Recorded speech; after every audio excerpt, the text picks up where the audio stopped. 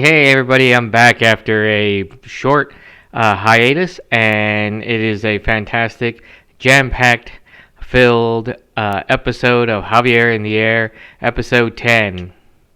So, I didn't do a episode last week because I wanted to do something may go a little bit extra long this week. Plus, I was in the midst of finishing up a couple of the other projects. So, I got some of these projects from Pinterest, and the one I'm going to show you today, I made some modifications on it, and then the big reveal of what I wanted to do was not something I did. I had a company do it for me, but it was huge, and so I wanted to spend some time on it today.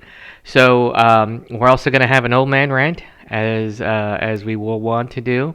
And if possible, I'll squeeze in some spirit time and a Zen moment. But first, I want to highlight a friend of mine who owns a bakery out in Georgia, and I was able to have her whisk me some Hamantaschen. Hamantaschen. I hope I'm saying that right, Abby. I know I'm butchering it, and I say that in the video as well. Hamantaschen. So I bought a couple dozen from her, and that has to do. All the proceeds were going towards benefiting the people of Ukraine. So multiple things. It was great. They tasted fantastic. So since it's a long episode, let's just get straight to it. And here are the Hamantaschen. Okay, this is from my friend Abby out of Georgia. This is Fine Print Bakery, gluten-free and vegan desserts. I have bought stuff from her before. I believe I showed the cookies in season 1 that I got, the Springerle cookies, or Springerle. I'm not. I'm sure I'm chopping up the word. Sorry, Abby. And you can see them in the card there. The really decorative. Well, they're all. I think they're all Springerle cookies, but really cool. So let me show you what I got. Let me open it up and then I'll show you. Okay, so here we are. These are called Hamantaschen. Hamantaschen. I know I'm butchering that as well, Abby. Sorry about that. Basically, Haman's pockets. They are, from the definition I found, they are an Ashkenazi Jew, or Jewish. Apologize. Ashkenazi Jewish delicacy. So circles cut out from thinly rolled dough, and the sides are folded in to form a triangle. So pretty cool. So here's they're usually eaten at Purim, and again I'm sure I'm butchering everything, but you see these have different flavors. There's prune and there's apricot and all sorts of goodies. And then I got a gluten-free chocolate chip cookie too. So let me try this. Let me try this one.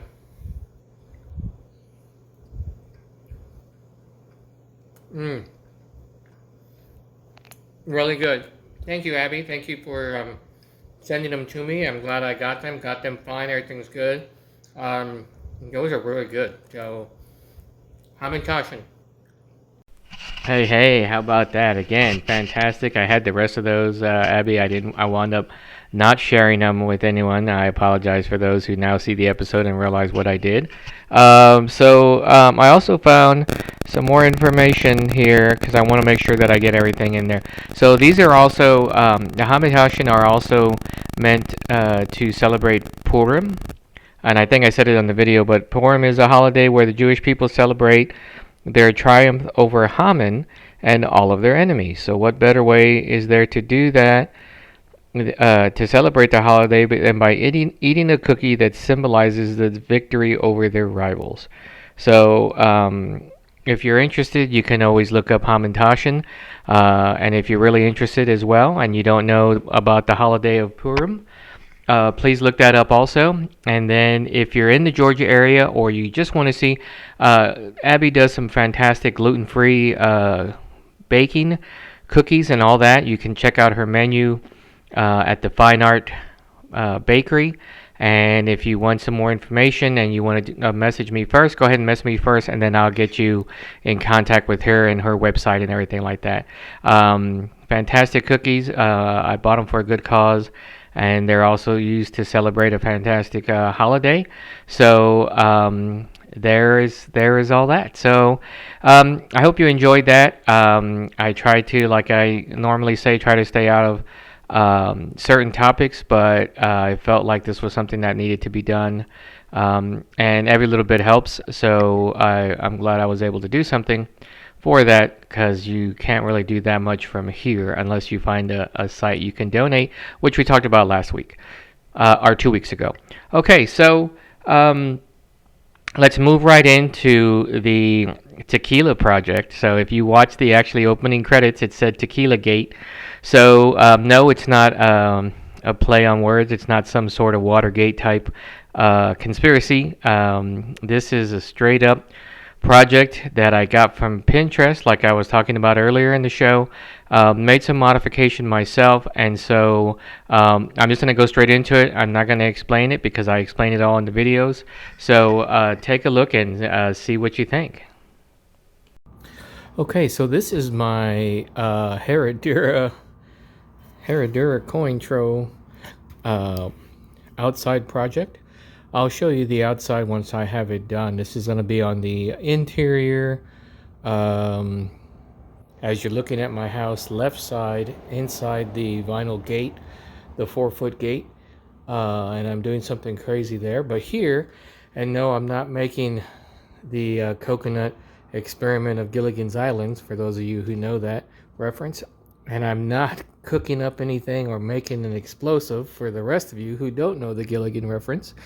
What I'm doing here is I'm taking these LED lights and I've drilled holes. See if I can show you here.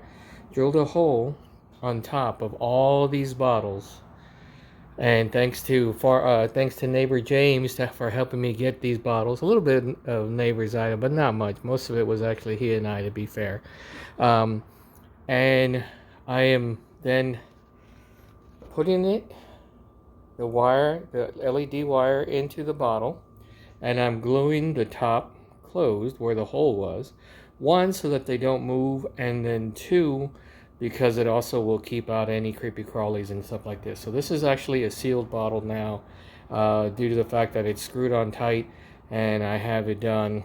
So there's no air coming in here, so should be good. And I have 7 of this size, 1 of this big size, 7 of this size, 2 of this size, and 1 of this bigger size.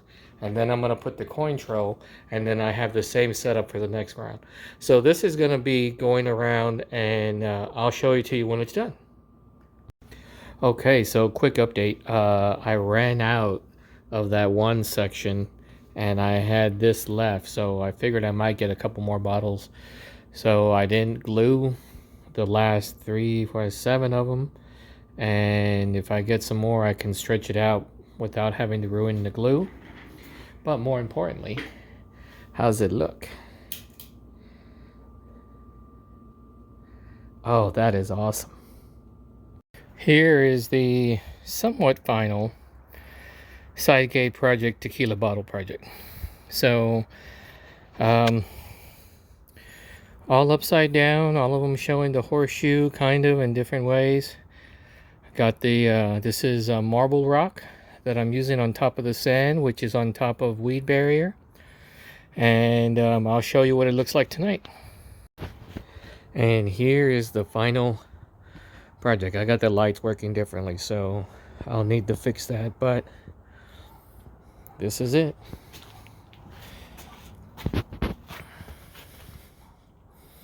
Not too shabby. Okay, so there you have it. So there was Tequila Gate. So this was right inside the gate. And if for those of you that are new that haven't been watching my show regularly, welcome. And also, my gates, I have 2 gates, both on one on either side of the house. One of them has a 4-foot gate, and one of them has a 5-foot gate. So the 4-foot gate And by the way, they were done by Texas Vinyl Fencing. So if you're looking for some great guys, Texas Vinyl Fencing is the way to go. They did a great job. Anytime I have an issue, they come out, they fix it, they head back out, because this is supposed to have, I believe, a lifetime guarantee, a warranty on it. So this was the gate on that side of the house, which is by the the fence part with the shorter gate, the 4-foot gate, 4 foot wide on that side. And prior to all this, prior to the snowpocalypse and all that, there was a Chinese plum tree in the front part of the yard. There was some sort of red tip or some other tree that was right there, and all that did was collect leaves and do nothing. So swing forward a couple of years, Chinese plum tree died due to Snowmageddon 1. The other tree was dead, and the neighbor cut it out because they were doing something with it, and then they realized that the tree was on my part of the yard, but it was cut already, and I didn't really care. I thought it was fine for them to cut it. So they cut it because I didn't care. And so they cut it, and then I had, now there was nothing there. So I was trying to figure out what to do with it, and I saw this on Pinterest. So I did get the lights blinking in the same. Those were fairy lights, by the way, tiny little, almost nothing lights that you can stick in through the holes that I drilled in the bottle. So that turned out really, really nice. So Pinterest is really the way to go. I used to make fun of it, and then I started finding all these other things. I did my fireplace project on there. I made some stairs because of help from Pinterest. I did the Tequila gate. I've done some other things, and then I'm also going to be doing some stump project that's coming from that. So if you're interested in some of these projects and you need some assistance, just someone to tell you how to start, feel free and reach out to me, because I am right now the prince of Pinterest. I'm kind of more of like the Archduke or the Duke, not really the prince, but I'm going to say the prince of Pinterest because it rhymes, and might be able to help you out or point you in the direction of where you may want to go. So we have now the big one, the big reveal that I was talking about. So when I bought the house, I inherited a wooden deck that came with the house. Now, unfortunately, when I had the house assessed, the assessor was like, this deck is falling apart. So there was 2 huge holes in it, and the previous owner, at first refused to do anything with it. And then when I said, all right, well, give me X amount of dollars off of the price of the house so I can fix it, they were like, oh no, we'll fix it. So rather than getting treated wood and basically deck wood, about an inch thick and everything, they just got 2x4s and patched it. Now, the person that did the assessment for me was like, well, it was a safety concern. I don't worry about aesthetics. So it worked. So I guess it worked. So I wasn't happy with it, but I managed to get them down on some other places, so I was okay with it. But I inherited this huge deck. So I liked it. And by the way, it's huge. I mean, it was probably 35 foot long by 20 foot wide. So, and then it was not a perfect rectangle. It was all weirded out. But it looked nice, relatively nice. And I had some work done. I had some friends of my dad come out, and we did some work on there. Stained it, within an inch of its life. Got it going. It was looking good for a couple years. The downside is that there's no coverage back there, and because of the trees, it was helping out a little bit, but the sun was just baking it day by day by day by day. So a couple years after that, I stained it again, hoping to be able to preserve the deck, but there was already problems with it. The posts underneath were beginning to rot, and were rotting when I bought the house, and so just problem after problem, and right now, because the way lumber is so expensive, and this other way isn't that cheap either, but it's more cost effective, and I'll tell you why in a minute. I decided that I was going to get rid of the deck.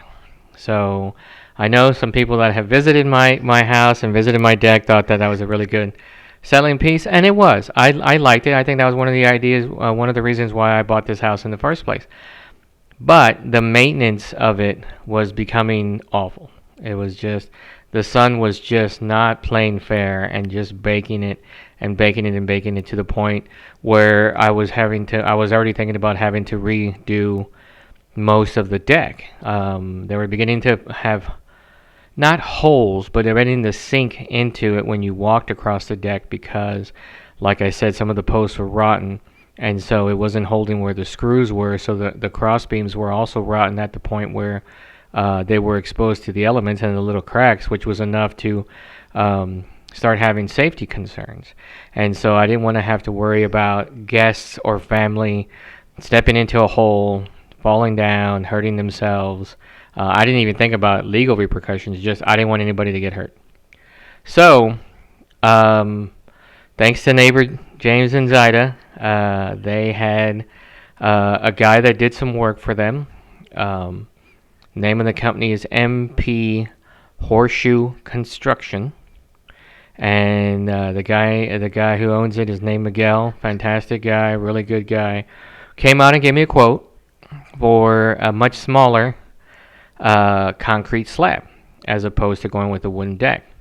So I got a couple of other quotes, and one of the other quotes actually was a bit cheaper, but they couldn't start for six weeks or so, depending on when I accepted their quote. So not even from when I talked to them. They were also going with a thinner slab, 4 inches over 4.5 inches, and some of the other hidden costs. Like I started reading into the quote, and there was a couple of things that I didn't like. They were like, well, if this happens, we're gonna have to charge you this, and if it's that, we're gonna have to charge you this. I like all that legalese in there that seemed like more trying to get you than anything else. Whereas with MP Horseshoe Construction, they were just like, here's the price, this is what we're gonna do, and that's it. Everything else, we either have to take the cost on or we'll let you know first. So, and the other one was not. Plus, Miguel and his guys also backfilled, which I was really happy about, backfilled to the slab itself. And the other guys, the other two quotes said, we don't backfill. So we'll pour you a slab, and then you got to figure out how to get all the dirt back and make it look nice again. So I didn't like that. So I went with Miguel and MP Horseshoe Construction. So I'm going to show you the videos going from the demolition of the deck down to the slab. So the slab I wound up getting was 30 by 12. I'm sorry, 27 by 12. So it was still, what is that? 270. It's still like 405 square feet at a 4.5-inch slab. So that's a good cubic feet going on there for the price that I paid. And so it also came with 3 steps, rounded, that come down from the back door down to the slab itself. So if you've been to my house before and you've been to some of my tastings, which I'm bringing back soon, and brunch now with the new slab, then you'll remember that the deck was huge, but there was also part of the deck that nobody ever went and stood on. Nobody ever went and hung out at. It was kind of like a darker part of one side of the house. And I tried to put lights there and everything like that. It's just nobody ever went to it. It was like, what was the point? So the slab itself is pretty big. If you look at it in perspective of the deck, it's not big.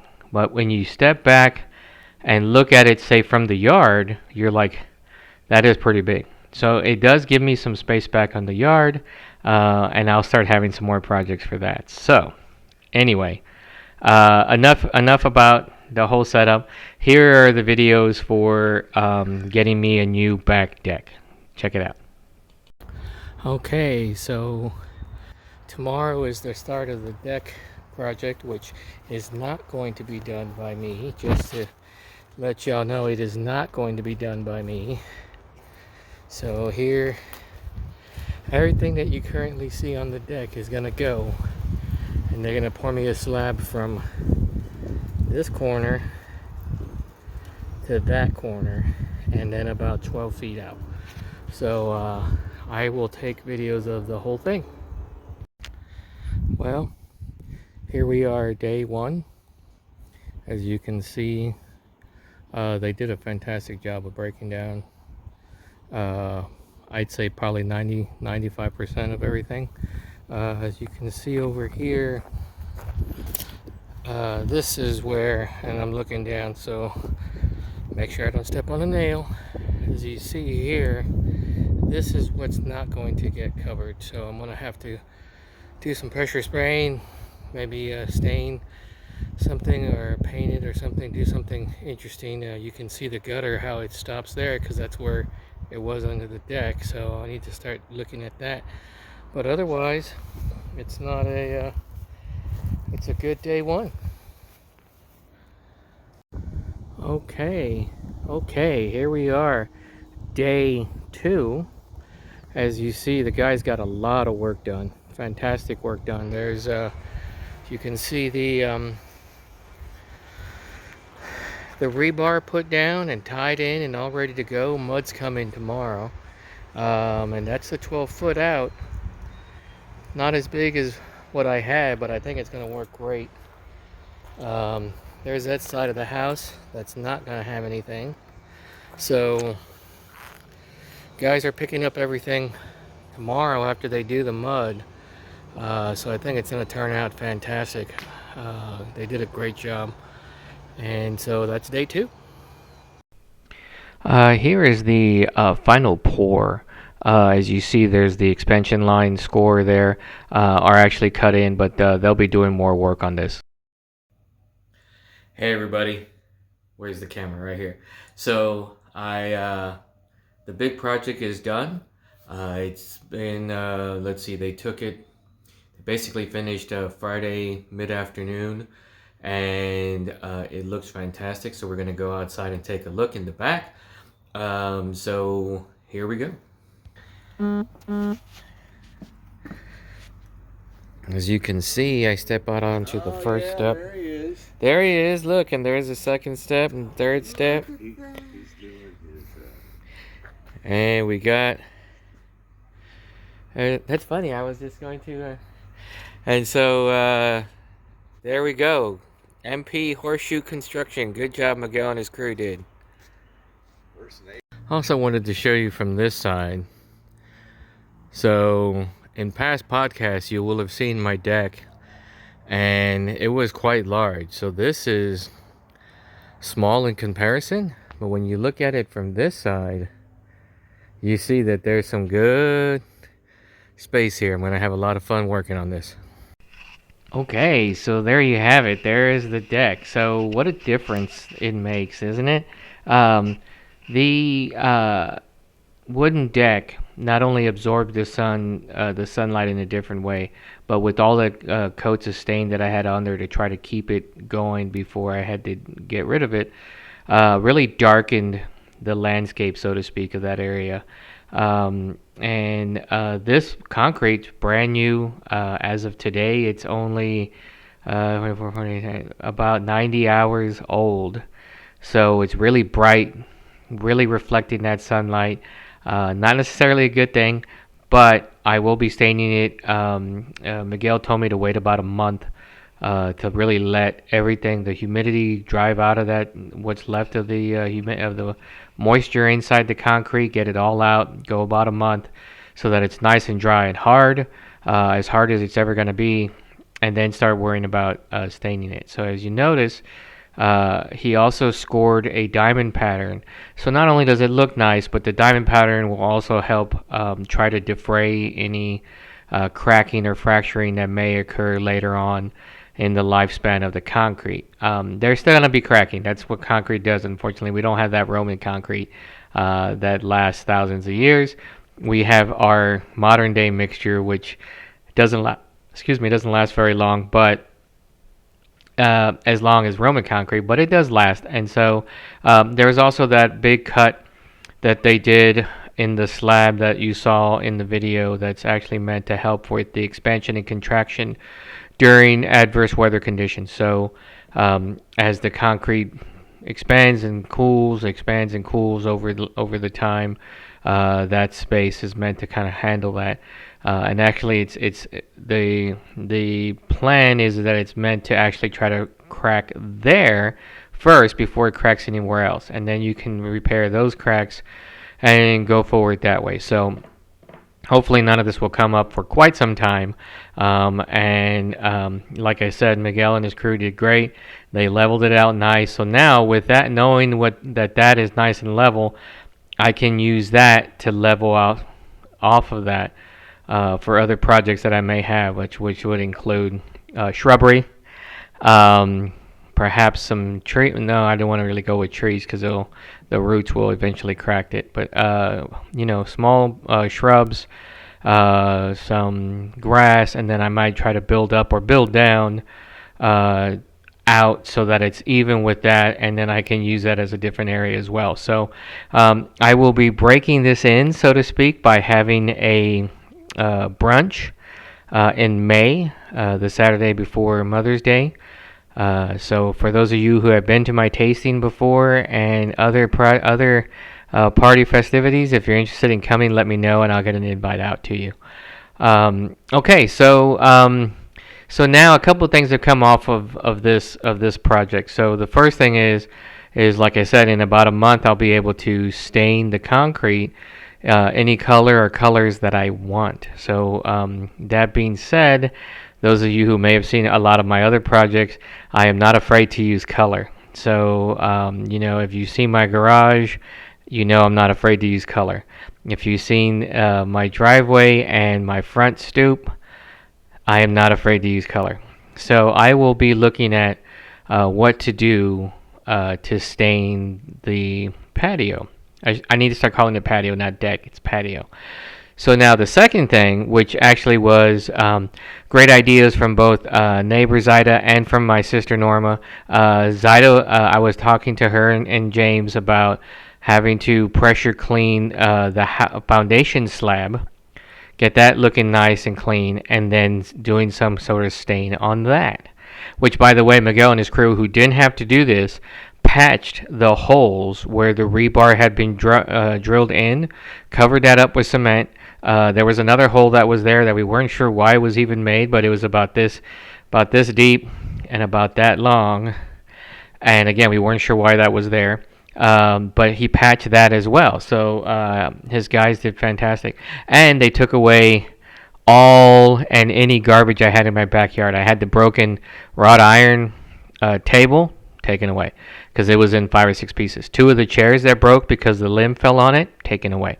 The post, there was a post with cement about that big, probably weighed 100 pounds, with part of a pole in it that looked like from when the fence had been worked on by that neighbor and the previous owner. They just kind of pulled it out and left it there. Well, I had from time to time taken a sledgehammer to it, trying to break it up so that I can get little pieces in the trash and get it taken away. Well, Miguel was nice enough that he said, "Oh, I see you have that thing over there." He's like, "You want me to throw it in the trailer? I got to get rid of the trailer's all one price anyway when I take it to the dump. Can I help you by moving that?" I said that would be fantastic. So he did that as well, above and beyond. Definitely Miguel MP Horseshoe Construction. So, but back to the ideas. So when I was telling Zaida that, she said, what would look really cool would be a mural along the length of the patio, which I thought was a fantastic idea. So that foundation is about that house foundation at this point where the patio is almost 2 foot continually across the 27-foot dimension length of that patio. So I'm hoping to find someone who either has is an art major that needs to fulfill their so many community hours of doing artwork, or just hours of doing artwork, or someone who is very creative, not someone who just has spray paint, aka brother, but someone who is creative enough that they can give me a mural relatively free. I'd be willing to pay for paint, but I'm hoping that somebody wants to show off their prowess and their artistic creative skills, and would be like, yeah, I'll do a mural for you. I know, but there's points and non-points for what I just said, but I'm just hoping for the best. I'd love to see something like on more of a fiesta, Latino-inspired mural.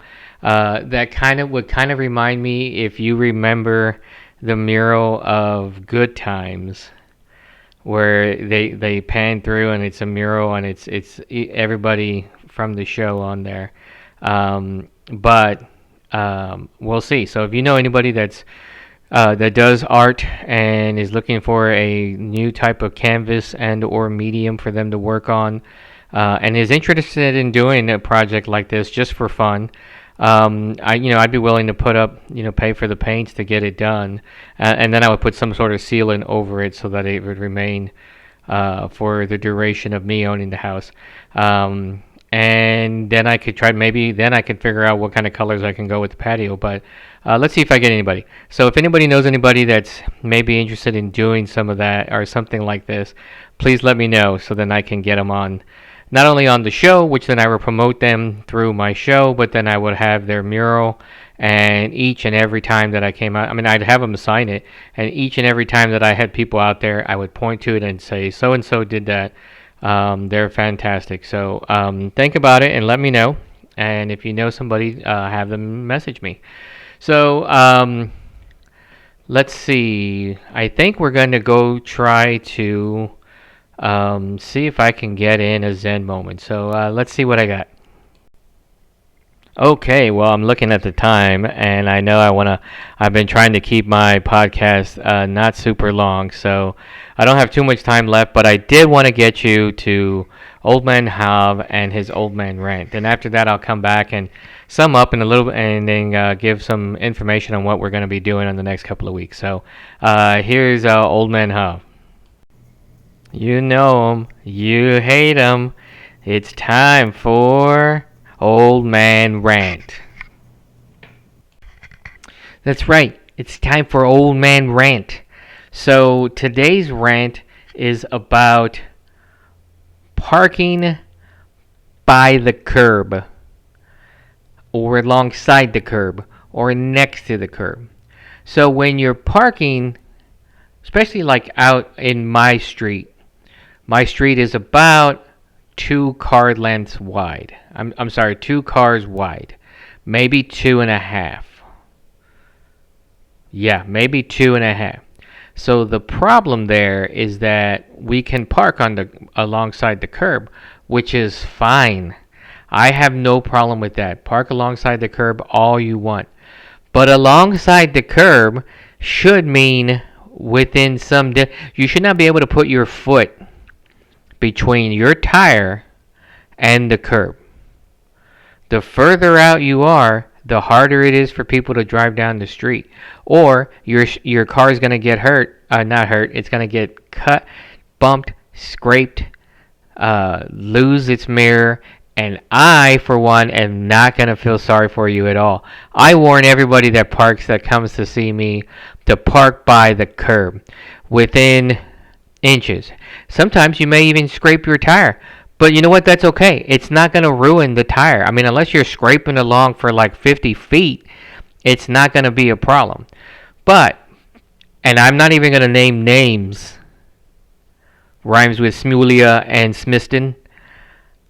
Sometimes they're 3 foot away from the curb. Sometimes even more. So there's no excuse that I'm going to scrape my tires. You don't need to have pristine, perfect tires all the time. A little scraping is not going to kill them either. So again, unless you do that all the time. But obviously you don't, because you're not by the curb. So I've seen some people park out here 2, 3, 4 foot from the curb. Construction guys are right on the curb. They're right there. They're kissing it. They're right next to it. I've also heard from people, sometimes they will come up on the curb and then come back down to make sure that they are that close to the curb. Now, I have yet to see, but I know I will, I have yet to see someone's car get dinged up because they're parking too far away. The problem becomes is that say you park 3 foot away from the curb and the person right across the street parks 3 foot away from the curb, even with your car. Now you got 6 foot that just got taken away from the road. And since the road itself is only about 2.5 cars wide, when you take away 6 foot, you're down to about less than 2 car lengths. It's one plus barely a little bit. And you know some of the cars these days are just very wide. So and they drive very fast down my street. So they're driving down and all of a sudden it becomes a bottleneck. And not to mention that if you're 3 or 4 foot from the curb and then your side view mirror is sticking out another 6 to 8 inches, that makes it even worse, especially if there's a car on the other side. I've seen it. And yet I haven't seen an accident yet, but I know it's coming. So as an old man, I'm ranting about this because when it happens, I will stand out there and laugh and video and show the distance from the curb. So when you're saying you're going to park by the curb, park by the curb. This is old man rant. You don't got to like that guy, but a lot of times he's right. So I'm just saying. All right, so this is I'm gonna have to cut this one short. We're already at about 37 minutes, so I thought I was gonna be able to squeeze in maybe a Zen moment and or a Spirit Times, but I'm not gonna be able to do either today. But I will bring both of them back next week, so don't you worry. I've gotten some great suggestions for some alcohol to drink on the show. I've gotten some great suggestions on what I should use as a backdrop for a Zen moment. So I will definitely be doing that. And I just want to thank everyone for watching the show. I want to thank Abby for Fine Print Bakery for the Hamantaschen and the special gluten-free chocolate chip cookie that she threw in there. It's fantastic. I want to thank Miguel from MP Horseshoe Construction for doing the deck. If you like the way the deck looked and you're looking to do something different for your back patio or even for your front porch or anything in the front, anything in between, and you'd like to get a quote, what's a quote going to hurt? Quotes always, many as quotes as you can get, they're great. They're free. You get a competitive edge because you get to see the breakdown itemized of what they're doing. And so maybe one guy costs more, but he's doing a little bit more. Maybe one guy costs less because he's not doing as much as somebody else. So if you're going to do something this summer and you want to get an extra quote, DM, let me know, or you can just go and look up MP Horseshoe Construction, and it's run by Miguel. Great guy, great job. More power to him. Thanks for him and the team coming out and getting this done in three plus days. Not even 4 full days. 3+ days he got it done. It was fantastic. It may seem a little fast to me. It's not, and actually they did a fantastic job, so I'm not worried about it at all. And if I'm still looking for some small businesses, so if you're anybody out there that's in the neighborhood or not in the neighborhood, I have no problem getting on a Zoom meeting and talking about your wares and your business ideas. I will have just about anybody on the show. Remember, no politics or religion, with the exception of the Ukraine, of course. Or with the exception of Ukraine, I should say. I apologize for saying the Ukraine. And I'm still looking for a guest host from time to time. So I'm really trying to get some people on there. Maybe neighbor James and or Zyda will come on and be a co-host for an episode or two. And I think it would be fantastic to get some other people on here so that we can have some a dialogue going on, and not just me yelling at the wall and at my mirror wall over there. So I hope you enjoyed it. I hope you liked it. Any of the ideas that you saw, please let me know what you think. Any of the craft and creativeness that I'm trying to do, let me know what you think. Shoot me a message. And if you want to be on the show, again, shoot me a message. This has been episode 10, season 3 of Javier In The Air. So thanks a lot, everybody. I hope you have a good rest of your Sunday, and I hope you have a good week, and I'll see you again next time. Thanks a lot.